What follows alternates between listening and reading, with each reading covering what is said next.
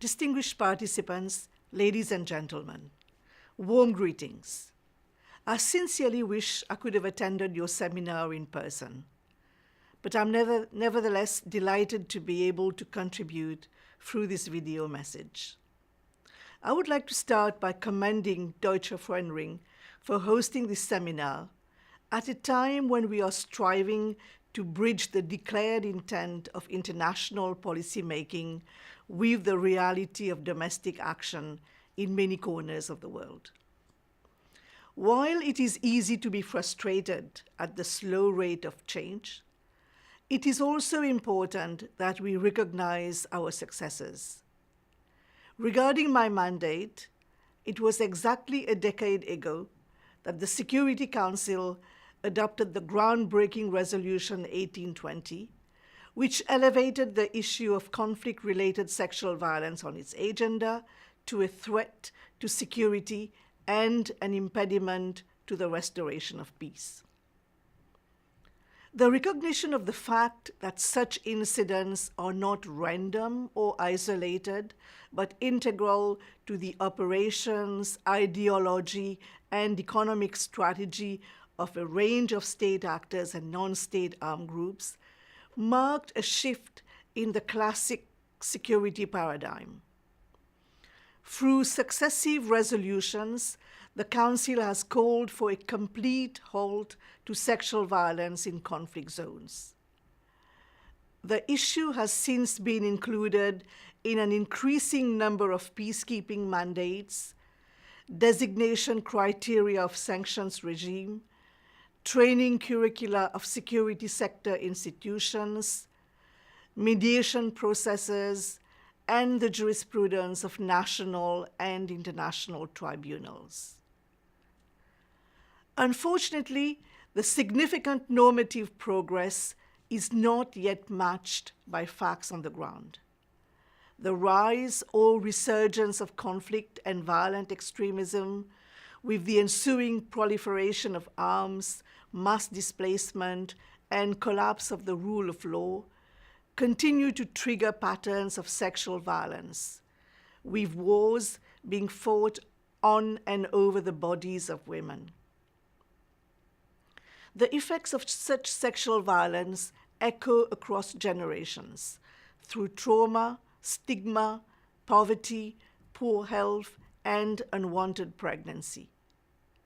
Since I took office in June 2017, I met with survivors in the Democratic Republic of Congo, in Maiduguri in northeast Nigeria, Bosnia and Herzegovina, Cox's Bazar, Bangladesh, Myanmar, Iraq, Darfur, and South Sudan. In many of these conflicts, sexual violence continues to be employed as a tactic of war, terrorism, torture, and repression, including the targeting of victims on the basis of their actual or perceived ethnic, religious, political, or clan affiliation, with women and girls being used as sexual slaves, human shields, and even suicide bombers. Despite increased awareness of the issue, many incidents of mass rape continue to be met with mass impunity. To date, not a single member of ISIL or Boko Haram has been prosecuted for offenses of sexual violence.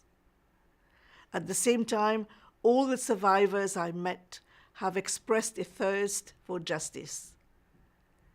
My strategic priorities for the mandate are, firstly, converting cultures of impunity into cultures of deterrence through justice and accountability. Secondly, addressing structural gender-based inequality and discrimination as the root cause and invisible driver of sexual violence in times of war and peace. And thirdly, fostering national ownership and leadership for a sustainable, survivor-centered response that empowers civil society and local women's rights defenders. Accordingly, it is survivors' diverse needs and experiences that drive all my strategies and interventions. In an era when armed extremist groups place the subordination of women at the top of their agenda, our response to place the empowerment of women and girls at the top of our agenda is critical. Women are powerful actors in sustaining peace in their communities.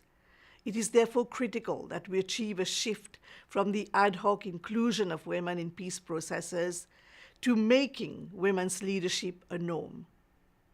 The history of wartime rape has been a history of silence and denial. We cannot give up.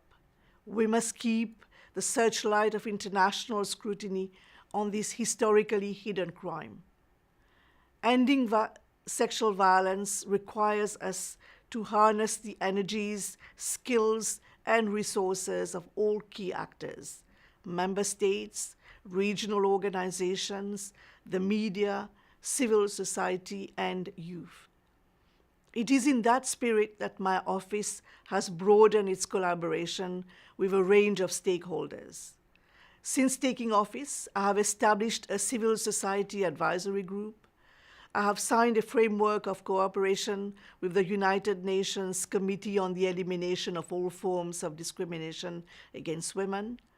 Last week, in the margins of the Francophonie Summit, I signed a framework of cooperation with the Organization of Francophonie. Last month, I was in Addis Ababa to actively engage with the African Union, with whom my office has also signed a framework of cooperation. Wartime rape is preventable and not inevitable. Addressing it is our collective responsibility. The survivors are watching and waiting. We cannot afford to fail them.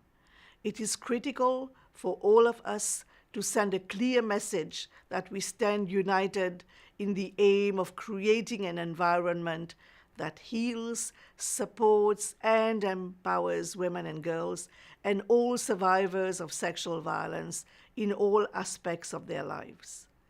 I wish to commend the efforts undertaken by community leaders, civil society, public institutions, and survivors themselves for breaking the silence that has historically surrounded this issue and shielded the perpetrators from justice. On behalf of my office, you can rest assured of my continued partnership, political advocacy, and support. Thank you.